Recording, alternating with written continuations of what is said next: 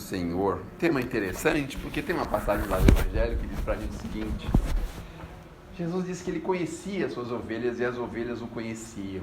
E aí tem uma passagenzinha do livro Humberto de Campos que ele diz o seguinte: que existia um pastor de ovelhas que trafegava com as suas ovelhas. E aí apareceu um daqueles perguntadores, mais ou menos igual a esse do ancião, que veio perguntar para ele: escuta, eu precisava fazer uma pergunta para o senhor pode me responder? Ele falou: pois não, né? Ele falou: escuta, se uma das suas ovelhas aqui se distanciar do rebanho, o que o senhor faz? Eu paro o rebanho e vou atrás dela. O senhor vai atrás dela? Não, mas e se ela se distanciar muito? Eu paro o rebanho e vou atrás dela. Mas e se ela se distanciar muito, mas muito mesmo? O que o senhor faz? Bom, ele já estava, talvez assim, um tanto quanto ansioso com a resposta, não é? Até que o pastor disse: bom, neste caso eu não posso colocar as minhas demais ovelhas em perigo. Eu mando o cachorro ir buscá-la. E aí vem a seguinte colocação, que é muito interessante. Quando o cachorro vai buscar a ovelha, é diferente do pastor, porque o pastor vai lá, pega ela no colo, traz bonitinho, não é? Faz carinho nela, ela se perdeu, tadinha, não é? Mas quando o cachorro vai com outra disposição, não é? Ele vai nervoso, bravo, latindo, e não raras vezes mordendo a parte mais fofinha dela. Então significa que nós, muitas vezes, precisamos tomar muito cuidado com a dor, porque a gente distancia um pouquinho do rebanho, o pastor vai lá buscar, mas se a gente se distanciar muito, mas muito mesmo, aí ele manda a dor ir nos buscar, o cachorro, não é? Porque nós temos um só pastor, que é Jesus. E ele fala que as ovelhas dele os reconheceriam. E por que ele fala isso? Ele fala isso porque, obviamente, nós já temos uma certa trajetória com esse pastor. Porque se a gente não o conhecesse, a gente talvez não o conheceria. Existem muitos povos, talvez mais da metade dos povos do mundo, não o reconhecem como um verdadeiro pastor ou como um grande pastor, não é? Ainda estão naquele processo de entendimento, de conhecimento, estão ainda se debatendo com essas questões. Mas ele fala que no mundo haveria um só rebanho, um só pastor, no sentido da fraternidade. Então, nosso maior objetivo é buscar a fraternidade. E a fraternidade juntos, estarmos juntos, nos atendermos, nos favorecermos, nos ajudarmos. Essa é a grande fraternidade que Jesus apregou. Isso não quer dizer que todo mundo vai ser cristão, católico, protestante, espírita, ou muçulmano, ou judeu. Não quer dizer isso. Quer dizer que todos nós vamos saber exatamente o que precisamos fazer de uns para com os outros. E se a gente pensar bem, nós estamos mais ou menos a caminho disso. Porque quando existe algum problema muito grande em algum lugar, por exemplo, dentro do Brasil a gente não pode contar uma enchente, um problema ou outro, as pessoas se mobilizam para auxiliar. Mas a gente vê isso também fora do país. Quando a gente vê lá situações graves, difíceis em determinados países, os demais ficam ali ansiosos para saber no que podem colaborar. Existe até aquela corrente médica dos médicos sem fronteiras, né, que vão para países onde estão passando grandes dificuldades orgânicas, problemas orgânicos, e eles vão lá de diversas nações, diversas nacionalidades, diversas religiões, se juntam lá para atender de forma médica aquelas pessoas que mais precisam. Isso é a fraternidade. É esse o rebanho, é esse o rebanho que Jesus se refere quando ele fala que nós seríamos, no futuro, um grande rebanho com um só pastor, que o pastor maior é o pastor da fraternidade, cujo o seu maior pregoeiro efetivamente é Jesus. Mas ele não quer esse reconhecimento, ele não faz questão de ser reconhecido como o maior pregoeiro da fraternidade, do amor entre as pessoas, mas que nós vamos chegar nesse ponto. Então nós vamos entendendo que precisamos na terra de buscarmos nos entender com a fraternidade. E aí é que entra os probleminhas no nosso dia a dia, porque os Espíritos falam pra gente que é muito fácil a gente ajudar, por exemplo, uma calamidade pública, mas é muito difícil a gente ajudar as pessoas que estão perto da gente, às vezes familiares, não é? Às vezes amigos, às vezes filhos ou parentes. A gente é capaz de se mobilizar para grandes causas, mas não se mobiliza para causas assim mais imediatas e menores. Então você vê que, vocês podem observar que o nosso Brasil tem uma série de necessidades, uma série de problemas a serem resolvidos, obviamente, Mas nós precisamos estar atentos, porque cada um de nós tem um tijolinho dessa construção. E cada um de nós precisa se utilizar deste trabalho, deste tijolinho, para formar essa grande construção que é a fraternidade. É claro que muitas pessoas gostam de aparecer, não é? Adoram, não é? Aparecer na televisão, nos meios sociais, que por ter feito esta ou aquele gesto de fraternidade. Mas o mais importante, efetivamente, não é bem isso. O mais importante é a realização. Esse é o mais importante. Se vai aparecer ou se não vai, isso é outro problema, é outra coisa. E aí tem outra passagem de Jesus também, né? Que a mão esquerda não sabe o que faz a direita. Quer dizer, tem outras coisas que Jesus nos ensina como que nós precisamos aprender a fazer. Mas a gente é teimoso. 2000 anos nós estamos na Terra, que não é nada, viu? A gente pensa que é muito. 2000 anos foi ontem. A gente estava andando lá por Roma, por Coríntio, antes de ontem. Faz pouco tempo que a gente passou por lá. Faz pouco tempo que a gente passou lá e viu um burburinho e uma pessoa fazendo um julgamento em praça pública, em cima de uma torre da Fortaleza Antônia, que estava lá, né, Jesus ali do lado de um malfeitor. Faz pouco tempo que isso aconteceu. 2000 anos não é efetivamente nada. Se a gente contar que a Terra tem talvez 6 bilhões de anos, já viram isso? Mais ou menos 6 bilhões, né, de anos que tem a Terra. 6 bilhões, imaginem só. E vocês preferem ter 2.000 reais ou 6 bilhões de reais? Talvez nenhum dos dois, né? Depende de como foi conseguido. Mas falar em 6 bilhões, tem gente que só fala em bilhões, né? Tenho visto na televisão 10 bilhões, 200 bilhões, 50 bilhões. Meu Deus do céu, a gente nem sabe quanto que é isso. Se fosse juntar todo esse dinheiro, eu acho que nem dava nessa sala aqui, né, dona Áurea? Precisa construir outra para poder acabar de pôr o dinheiro, né? Imagine só. Então, a gente precisa entender que nós estamos na Terra há pouco tempo, e é aí que entra o grande problema. Não é um grande problema, é uma necessidade que nós temos de crescer, de evoluir. Nós estamos na Terra para isso, e nós não acordamos para isso ainda. Nós entramos aqui na Terra e rodamos em círculos. A gente não tem noção do que exatamente estamos fazendo aqui. Eu estou aqui, vou estudar. Começa assim, né? Começa assim, vou estudar. Aí vai na faculdade e encontra lá um príncipe encantado. Agora eu vou me casar. Agora eu vou ter 2 filhos. Agora eu vou cuidar dos meus filhos. Não, daqui a pouco eu vou cuidar dos meus netos. Agora eu vou morrer. Acabou. Parece que a vida é isso, né?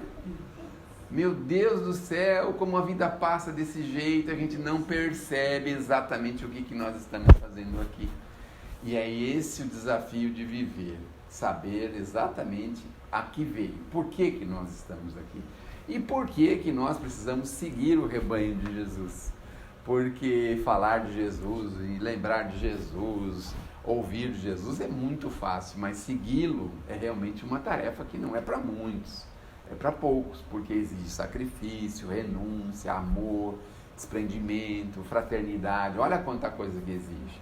E nós estamos na Terra e nunca aprendemos sobre isso. Nós achamos que estamos aqui para defender os interesses pessoais. Não é mesmo? Muitos de nós vêm à casa espírita para resolver um problema físico pessoal. A gente vem para resolver um problema espiritual pessoal. Quase nenhum de nós aqui vem para resolver um problema coletivo ou de alguma pessoa ao redor. Quase nenhum de nós vem aqui com a ideia de fazer alguma coisa por alguém. A gente normalmente vem na casa religiosa pensando, na maioria das vezes, em nós mesmos. Mas isso é natural que aconteça, porque todos nós que estamos aqui chegamos com esse propósito. E aí, com o tempo, vocês nunca tinham desconfiado para que serve esse camarada falando que nem um besta aqui na frente, né? Porque podia ser assim, né? A gente chegasse aqui, aqui tinha um painel antigamente, não tinha? Que passava uma senha, a senha ia tocando aqui. Tá lá, agora é assim? Nossa, moderno, né? Aí toca a senha lá, a gente vai passar ali e acabou. Para que precisa ficar uma pessoa fazendo essa ladainha aqui, enchendo a paciência da gente? Vocês nunca perguntaram por que precisa de uma pessoa aqui falando isso para vocês? É justamente para ver se a gente consegue encontrar um ponto de ligação com aquilo que nós precisamos fazer. Fazer uma repescagem de informações que estão guardadas em nós, porque nós já sabemos o que nós viemos fazer aqui, mas a gente fica cobrindo, né, com as coisas do mundo. Ai, que gostoso que é chegar aqui na Terra. É uma delícia aqui a Terra, né? É tão sedutora, tem tantas coisas tão maravilhosas. Meu Deus do céu.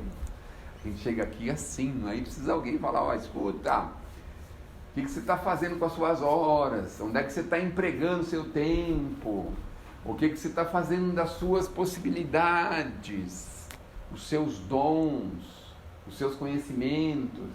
O que você está aprendendo de novo? O que você pode fazer por alguém? Aí vem alguém falar isso pra gente. Porque, como nós estamos aqui e precisamos passar por aqui, os nossos objetivos estão centralizados no nosso crescimento espiritual. Nós estamos aqui para crescer. Não estamos aqui para fazer as mesmas besteiras que nós fizemos há 2000 anos atrás. Passar lá, ver o camarada se lascar todinho e passar de linha reta. Quem é aquele cara que está lá em cima sendo julgado, todo mundo gritando, Jesus, tal de Jesus, coitado, né, se lascou todinho, hein, poxa vida, não é? E o Barrabás, ele se deu bem, que sorte que ele teve, né, uma sorte tremenda.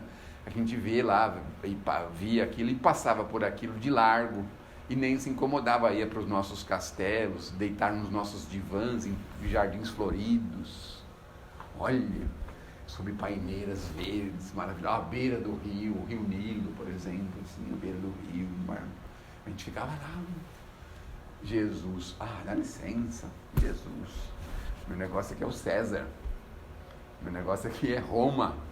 Então, nós estamos agora conseguindo olhar para trás e pensar, meu Deus do céu, quanto tempo eu perdi. Mas 2000 anos dentro da imortalidade não é muita coisa, convenhamos, não é? Aliás, teve uma reunião no plano espiritual infeliz. O plano espiritual infeliz é daqueles espíritos que saem da Terra infelizes. Sabe assim, com o coração sentido, se sentiu mal, fez coisa que não devia, foi malfeitor, foi perverso, fez coisas que... Esse é o plano espiritual infeliz. Aí teve uma reunião lá, e eles diziam o seguinte, eu quero ideias para atrasar o povo lá da Terra. Como é que a gente faz para atrasar eles? Porque quanto mais atrasado eles estiverem, mais chance a gente tem de continuar indo para a Terra e voltar, né? Porque se eles se evoluírem, a gente não consegue mais voltar para a Terra, tem que ir para um outro planeta inferior. Aqui no caso seria qual que seria inferior da Terra? Qual que seria o planeta inferior da Terra? Não, planeta inferior da Terra, aquele planeta que... ele é grosseiro, é mundos o quê? Primitivos.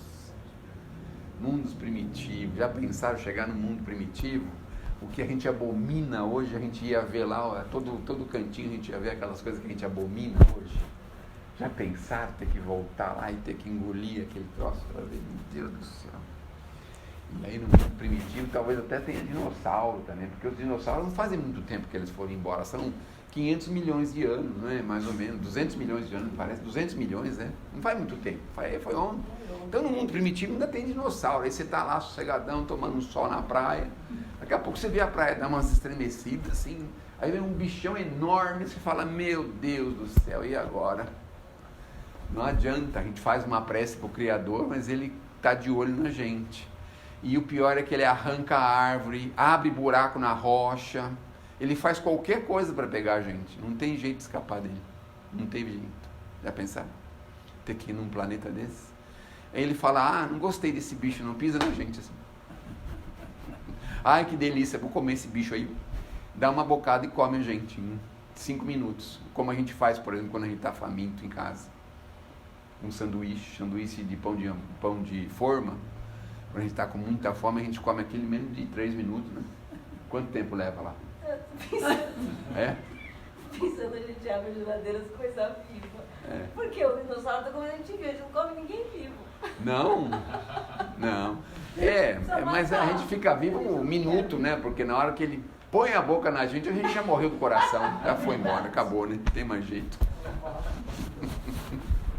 Mas vamos voltar para cá. 2000 anos não é muita coisa. Mas nessa reunião, então, eles estavam arrumando um jeito de atrasar a terra. E aí teve um camarada que falou assim, vamos pregar o evangelho para eles? A gente arruma uns expositores assim que chega atrasado e tal, que falam um monte de besteira e tal, para a gente fazer exposição para eles, para atrasar a vida deles. Para dizer que não tem pressa, que a gente tem que crescer e evoluir, mas sem pressa. Você sabe que essa ideia deu certo lá? Eles gostaram dessa ideia? Gostaram dessa ideia. Então toda vez que você for lá ver o evangelho, fala assim, eu vou ver o evangelho, mas como eu sou imortal, eu posso ver amanhã. Aí você deixa para amanhã. Vou na casa espírita, está ameaçando chuva. Não, deixa para semana que vem. Tem uma campanha lá. Tem a campanha, nossa, que bom, né? Tão bom, essas campanhas são tão boas, mas não colabora com nada. A gente fica assim, olha só. E aí a gente fica postergando, deixando as coisas para depois, não é? A gente viu um negócio que pode ser muito interessante para a gente, mas fala, deixa isso para lá. Paciência. A gente deixa tudo para depois. A gente vive assim, postergando as coisas. E aí, vem aí um chuvisquinho de fraternidade, a gente desvia. Vem uma chuvinha de amor, a gente se esconde. Vem uma chuvinha de oportunidade de trabalho, a gente sai correndo. A gente faz isso. E aí desencarna e volta outra vez. Meu Deus, mas outra vez, do mesmo jeito, volta do mesmo jeito, outra vez. Mas aí a gente vê, nossa, como as coisas mudaram. Agora tem metrô no meu bairro. Olha só, tem metrô no meu bairro agora. Passou 100 anos, agora tem metrô, tem tantos recursos, né? Tanta coisa, assim, coisas eletrônicas, digitais, a gente fica fantasiado com aquilo. Telefone, celular, meu Deus do céu. Quando eu desencarnei só tinha aqueles borrachão não era, tijolão, orelhão, tijolão, aquelas coisas. Agora não, meu Deus, que coisinha mais linda, que finura, que coisa. Como funciona perfeitamente. Que definição de imagem, mas que som maravilhoso. Nossa, mas quanta coisa maravilhosa para a gente ver aqui, para dar risada, se divertir. No meu divã, à beira do mar, do rio, com um jardim florido, com umas paineiras ao redor. E a gente continua outra vez, de novo, do mesmo jeito. Olha só. Mas Deus tem tanta paciência com a gente, não é? Tanta paciência. Sabe que Jesus foi questionado uma vez por que ele tinha tão poucos seguidores. Por que Jesus tem tão poucos seguidores? Porque a gente precisa aprender a renunciar. E alguém está disposto a renunciar a alguma coisa? Se alguém levantar a mão, eu vou fazer questão de dizer o seguinte: e se você fosse receber um inventário de uma tia que tinha morrido e você não sabia, ela tinha uma emissora de televisão lá no Mato Grosso e uma fazenda, o que você faria? Ia correndo. Mas aí você chega lá, tem mais de 300 familiares concorrendo com a fortuna. Olha só que coisa, né? A gente não está disposto. Mas isso é muita coisa. Vamos colocar uma coisinha um pouquinho menor assim, sabe? Uma coisinha menor assim. Não sei. Você foi fazer uma transferência, em vez de você colocar 10 reais, você pôs 100. Você está até hoje tentando recuperar os 90, porque foi Pix e ninguém pode responder por isso, porque tem que ser a pessoa que recebeu que tem que devolver, o banco não se responsabiliza, você entra em juízo, o juiz fala que não pode porque é muito pequeno o negócio, tem que saber quem é a outra parte, onde é o endereço. E aí nós perdemos dias e dias e meses da nossa vida, porque a gente não aprendeu a renunciar. Nada. Absolutamente nada. E tem os nossos irmãos, aquele que cuidou da mãezinha e do paizinho a vida inteira. Aí o paizinho e a mãezinha faleceram e a casa está lá e ele mora lá. Eu acho que é de bom grado você pagar um aluguelzinho para a gente agora, né? Porque afinal de contas, não é? A gente está disposto a renunciar, veja só. Por isso que Jesus tem tão poucos seguidores. Mas isso na vida pessoal, imagine na vida coletiva, não é? Dona Áurea do céu, a conta de luz, não temos dinheiro. Sabe o que acontece? Ou ela ou alguém da casa dá o dinheiro pago. Mas não foi ele que gastou, não, mas e daí? Não importa. Mas vai restituir? Não se sabe. Não é?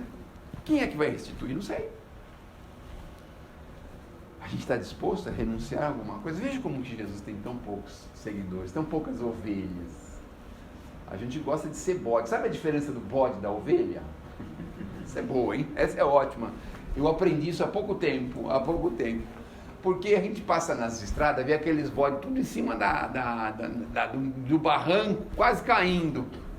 E eles estão ali, dá uma mordidinha no negócio e dão um passinho pequenininho para frente, está quase caindo naquele negócio. E aí um dia eu tive que parar e perguntar por que põem os bodes desse jeito aí. Ele falou assim, que se eles ficarem numa planície muito segura, ninguém aguenta eles. Eles gritam o tempo inteiro. Então a gente põe aqui, porque aqui ele tem que cuidar da vida dele, tem que se alimentar e cuidar da vida dele e ficar bem quietinho, porque se ele começar a gritar muito, é capaz dele desequilibrar e cair lá para baixo.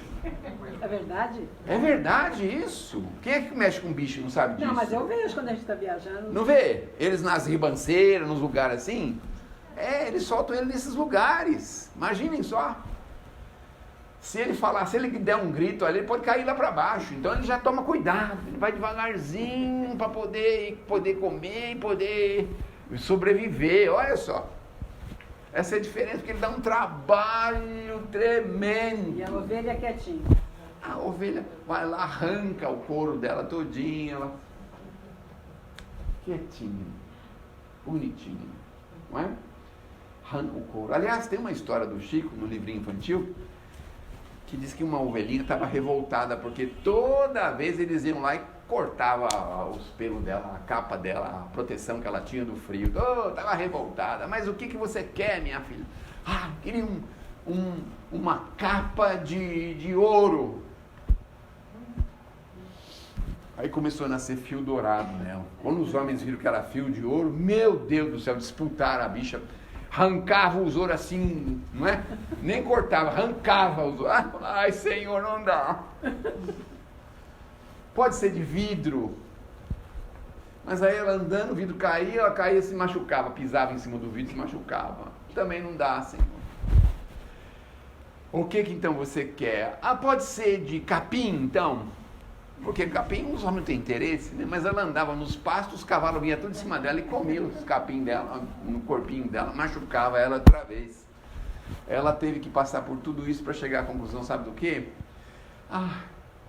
Pode ser lãzinha mesmo, tudo bem. Os homens têm tanto carinho comigo, me acariciam, conversam comigo, põem eu em um ambiente gostoso. Às vezes toca até uma musiquinha lá enquanto eles estão trabalhando, né? Então ela resolveu voltar ao que era ela. Então precisamos tomar cuidado, porque às vezes a gente vai no cabeleireiro para ficar loiro. Aí depois a gente sai para ficar vermelho. Depois a gente sai de lá para pintar os brancos. Você acha que a gente gosta, né? E depois deixa branco. Você acha que a gente adora ir lá? Eu não falei nada que gosta ou não. Eu falei alguma coisa que gosta ou não? Falei nada até agora. Mas tanto para depois deixar branco. Mal necessário. Porque tá usando. Bom, aí passa uns tempos e fala, ai Senhor, eu joguei a toalha, chega, não vou fazer mais nada disso. Pronto, aí fica o cabelão brancão, bonito, né? Bonito pra chuchu. E pronto, acabou. Tá vendo só? Quanta coisa que a gente faz, né? Quanta coisa. Então, a ideia básica é essa. Para trabalhar para o Cristo, para seguir o Cristo, é preciso aprender a renunciar um pouquinho. Mas a gente não vai renunciar a grandes coisas imediatamente. É preciso ir devagarzinho, aos pouquinhos. Sabe, alguém nos aborda na rua, você tem uma moedinha de 25 centavos. É alguma coisa muito insignificante, muito. Mas ele vai usar isso para fazer coisa que não deve. Não tem problema, esse é o problema dele. Mas se a gente não começar assim de pouquinho, a gente não chega nunca no muito. Como é que a gente pode renunciar a muito se a gente não renuncia nem ao pouco? Nada, absolutamente nada. Nas campanhas que a gente tem na casa, pede às vezes uma coisa para nós tão pequena, tão insignificante. Mas a gente fala, não, que pode ser, né? Quem sabe, talvez, né? Melhor não, né? Uma coisa insignificante. Se a gente não aprende a renunciar um pouquinho, como é que a gente vai renunciar às grandes coisas? É a mesma coisa a paciência. se a gente não tem um pouquinho de paciência com as coisas mínimas, como é que nós vamos ter uma grande paciência com as coisas grandes? É mais difícil. Assim também a humildade. Se a gente não é humilde com coisas mínimas, como é que a gente pode demonstrar humildade em coisas grandes, em coisas difíceis, complicadas? Então é preciso começarmos, darmos os primeiros passos. Às vezes a gente não consegue alcançar assim um benefício de ser bom, de ser desprendido, caridoso, amoroso, fraterno. A gente às vezes não consegue entender para que serve isso. Mas com o tempo a gente vai perceber que isso dá para a gente uma espécie de sensação agradável. Uma sensação assim de bem-estar. Começa com essa sensação.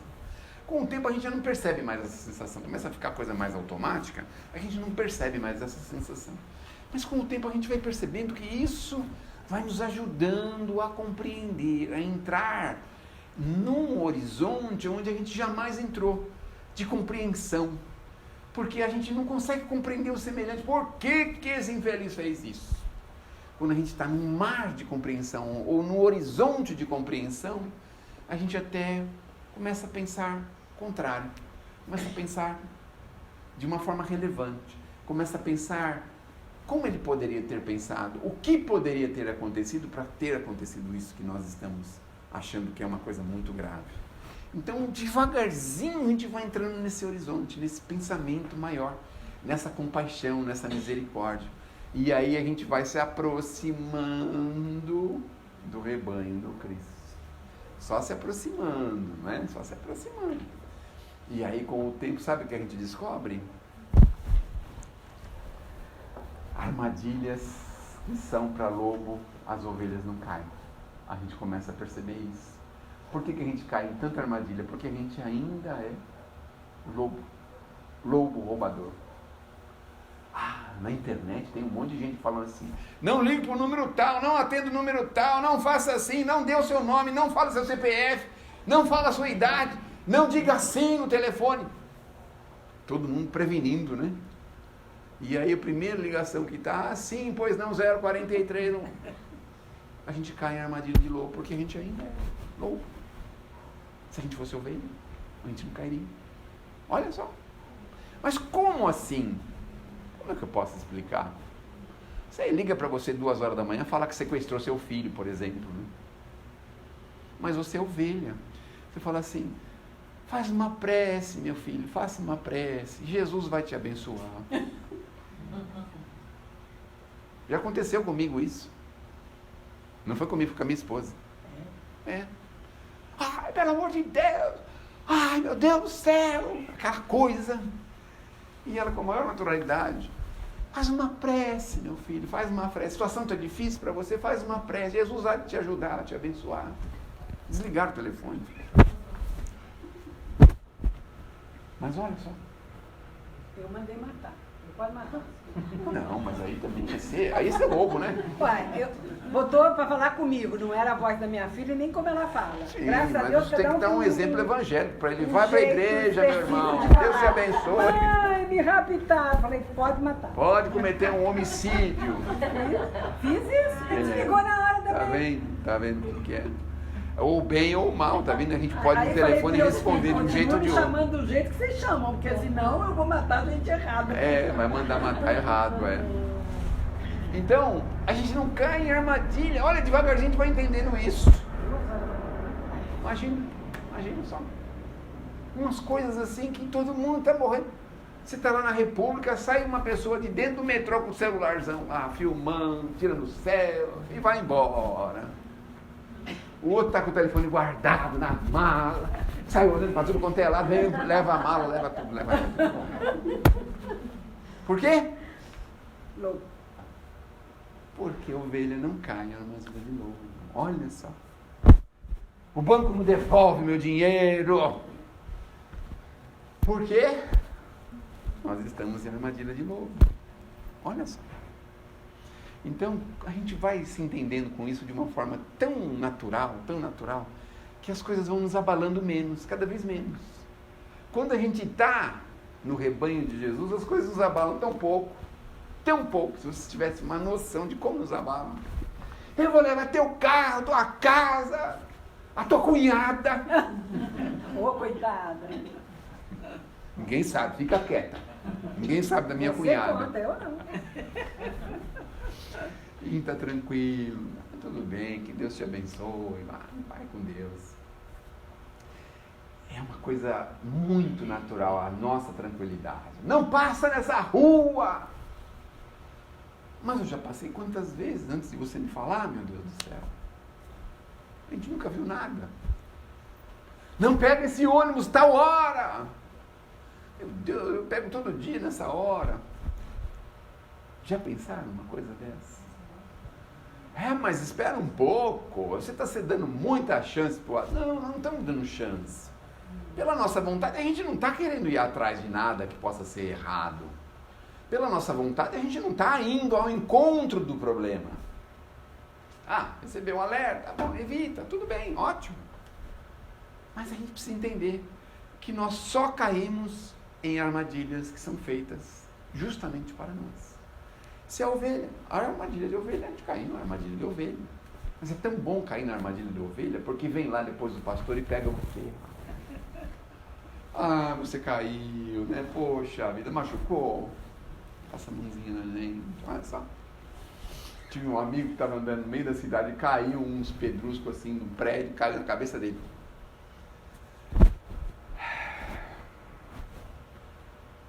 Na mesma hora estava passando uma ambulância. Parou a ambulância. Levou ele. Consertou tudo que tinha entortado, as orelhas dele, as coisas dele, consertou tudo. É como se fosse assim, o pastor pegou, levou. Tá doendo, não vai doer. Você vai dormir, você nem vai lembrar. Olha só. Quando a gente está no rebanho de Jesus, olha só como que as coisas são. Olha só. É por isso que tem algumas pessoas que fazem tanta força para a gente ir para esse rebanho, mas tanta força, mas a gente está tão cego, mas tão cego, a gente não consegue enxergar isso. E tem uma pessoa passando grande dificuldade. Está lá, doentinho. Quem é que pode imaginar que tem alguém fazendo uma rifa aqui para ajudar lá? Quem é que podia imaginar isso? Sabe quem? Está no rebanho. No rebanho, o pastor fala assim, faz a rifa lá para ela, viu? Está no rebanho. Olha só. Se estivesse fora do rebanho, tadinho, Deus te abençoe, viu? Vai com Deus. Não é? Olha só. Então vejam como é bom entrar nesse rebanho. Problemas, dificuldades, vai ter horas decisivas. Sabe horas decisivas? Temos que aprender a largar, a esquecer, a seguir em frente. Não olhar para trás. Confiar. Temos que confiar. Vem uma tempestade que está para cair. Confia. Confie, segue.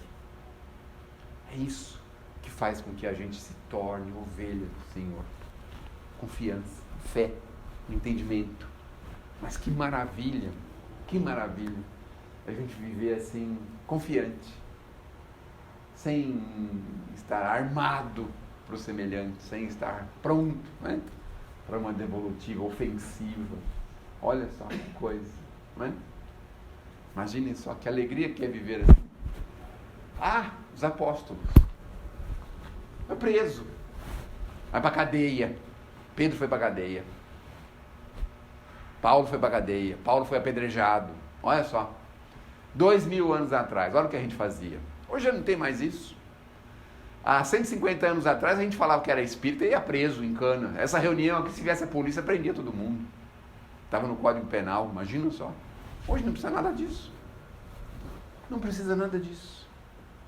E a gente ainda insiste em continuar fora do rebanho. Olha como que nós somos teimosos, ovelhinhas teimosas, não é? Não, eu vou ser ovelha, mas eu vou colocar uma capa de lobo. Não adianta, a gente não é lobo, a gente já é ovelha.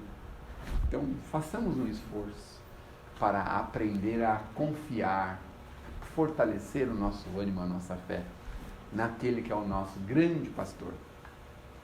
Ele sabe como cuidar da gente, em diversas circunstâncias, em diversos momentos. Está doente no hospital. Uns dias atrás tinha aquela história, né? Foi lá pro respirador. E aí? O que acontecia? Nada, saía do respirador e ia embora. Nem ia para o respirador, mas por quê? Eu não entendo. Sua oxigenação está negativa e você está respirando. A gente também não sei. Eu ando um pouco de bicicleta, mas quando está na subida eu tenho que controlar a respiração, porque senão eu caio duro. Aprendeu a respirar. Está com a oxigenação negativa e não vai para o respirador, não entende por quê. Olha só. Vejam só que coisa, não é? Dá a impressão que o mundo vai acabar lá fora, mas quando a gente menos percebe, saiu as nuvens, está tudo certo, está tudo bem. Tudo em ordem. Olha só. Então, não é difícil. É fácil. Sejamos ovelhas desse grande pastor que é Jesus. Porque dessa forma, nossa, como a vida vai ser boa. Meu Deus, vocês não imaginam como que é boa a vida quando a gente quer andar junto com Jesus.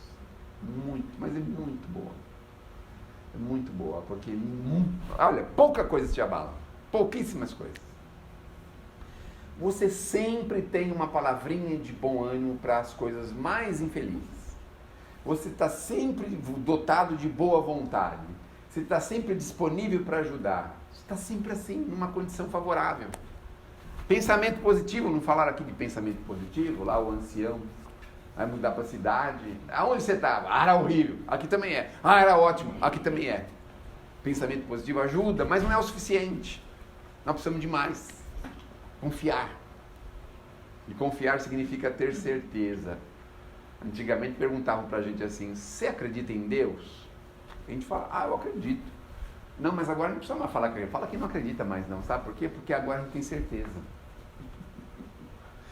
Ou acreditar é um negócio assim meio místico, né? Meio assim, meio... É um ponto positivo e negativo ao mesmo tempo. Assim, eu acredito. Não, agora a gente já tem certeza da sua existência. Porque não dá para não acreditar em Deus. Não dá mais. Aliás, no fundo, a doutrina espírita veio para esses aí que não acreditam em nada. Muitos de vocês que estão aqui também tinham essa dificuldade uns tempos atrás. Não acreditavam em nada, até que aconteceu alguma coisa assim muito relevante. Meu Deus do céu. Deve ter alguma coisa. E aí a gente foi procurar alguma resposta, não é? Então, a doutrina espírita veio para esses, não veio já para aqueles que já conhecem, já estão seguindo da forma que eles seguem, do jeito deles. Veio para aqueles que não acreditavam em nada, que não tinham ideia de nada, não tinham noção de nada. E resistia à ideia. Aí vem os espíritos e falam assim, escuta meu amigo, espera um pouquinho, você já fez a conta? O sol nasce todos os dias. Caiu uma bomba lá em Hiroshima e Nagasaki, no outro dia o sol nasceu do mesmo jeito, como se nada tivesse acontecido. Será? Por que será, né? Nossa, o Big Bang. Teve uma explosão no universo e aí formou a Terra. Olha aí as conversas.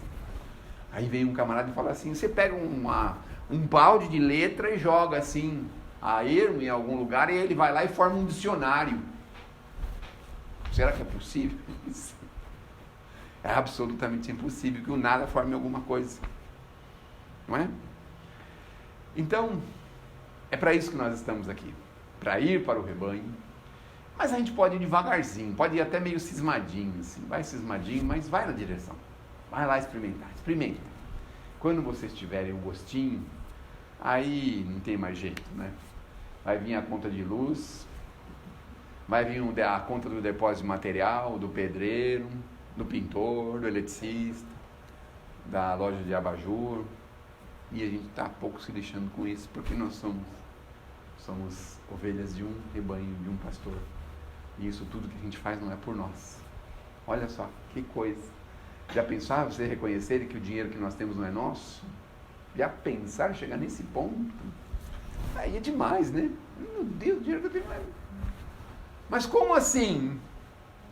Me empresta R$200.